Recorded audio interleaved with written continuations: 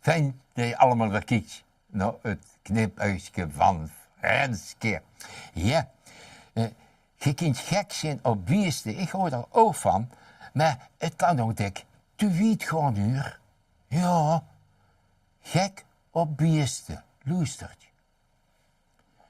Het wordt bekend dat ze heel van beesten, maar van er 30 katten nog het meeste.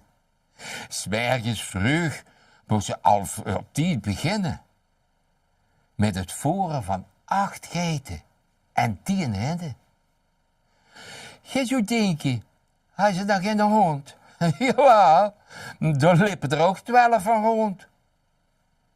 Al dat 4 vorens vergoed ze niet ondertussen een goudvis, een papegaai en een koei vol met mussen. Die beesten kregen dus allemaal reaal eten zat. Maar er blijken mens, hoe ze mager als een laat.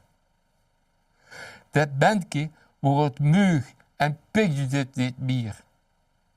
Wie hij schoon de kans zoog op zekere keer, liet hij er ophalen door de hoeza's en de GGD.